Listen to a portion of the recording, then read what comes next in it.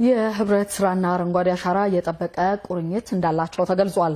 የአዲስ አበባ ከተማ አስተዳደር ህብረት ስራ ኮሚሽን ከባለድርሻ አካላት ጋር በመሆን የአረንጓዴ አሻራ መርሃ ግብርን አካሂዷል። ምትኩ ተሾመ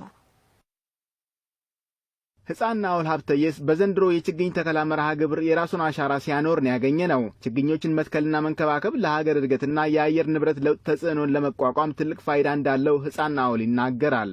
ችግኝ መትከል ጥቅሙ ለምግብ ምንጭነትም ይሆናል፣ ለሀገር እድገትም ይሆናል።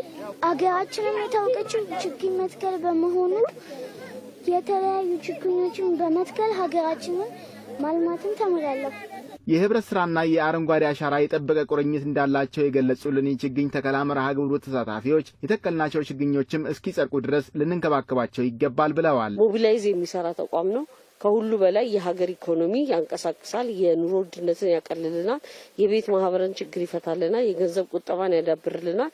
ሶሻል ኮንትሪቢዩሽን ሰፊ ነው። እዚህ ላይ ደግሞ ሲቆራኝ ቤት ባለበት አረንጓዴ አሻራ አለ፣ ቁጠባ ባለበት አረንጓዴ አሻራ አለ።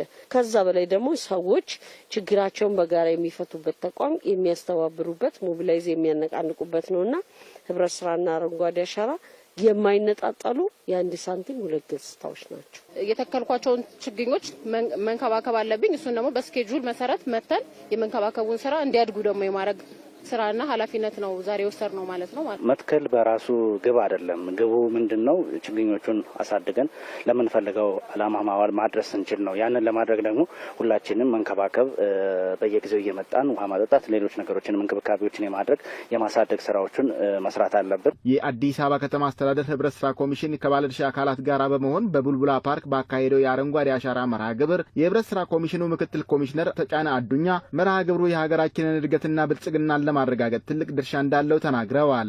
በዚህ በ7 ዓመታት ሀገራችን በፊት ከነበረችበት የተራቆተ ገጽታ፣ የተበላሸ አየር ሁኔታ ይሄን ለመቀየር የአረንጓዴ አሻራ መርሃ ግብር የግሪን ሌጋሲ ከፍተኛ ሀገራችንን ሁለንተና ብልጽግና ከማረጋገጥ አንጻር ከፍተኛ ድርሻ እየተጫወተ ሀገራችን ምርትና ምርታማነቷ እንዲጨምር የአረንጓዴ አሻራው ሁለንተናዊ የሀገራችን ለውጥ ለማረጋገጥ በጣም ወሳኝ እንደሆነና ይሄም በዓለም አቀፍ ደረጃ እውቅና የተሰጠው በጣም ትልቅ ለብልጽግና ከተሰሩ ስራዎች በጣም ትልቅ እንደሆነ ይታወቃል ማለት ነው። በማዕከል ደረጃ የተጀመረው የዘንድሮ የአረንጓዴ አሻራ መርሃ ግብር በክፍለ ከተማና በወረዳዎችም በስፋት እንደሚቀጥል ነው የህብረት ስራ ኮሚሽን ምክትል ኮሚሽነር ሀብተየስ ዲሮ የተናገሩት። በዚህ መልክ ጀምረናል። ከትንሽ እስከ ትልቅ ሁሉንም ባለድርሻ በማሳተፍ የገንዘብ ቁጠባዎች በስራ ማህበራቶች ክፍለ ከተማ ወረዳ ጋር ዛሬ ጀምረናል። ተጠናክሮ ይቀጥላል። ይሄ ዛሬ እንደ ማዕከልኛ የከፈትነው ፕሮግራም ነው እንጂ ክፍለ ከተሞችም ወረዳዎችም የራሳቸው ፕሮግራም አላቸው። በዚህ ልክ ይቀጥላል ማለት ነው።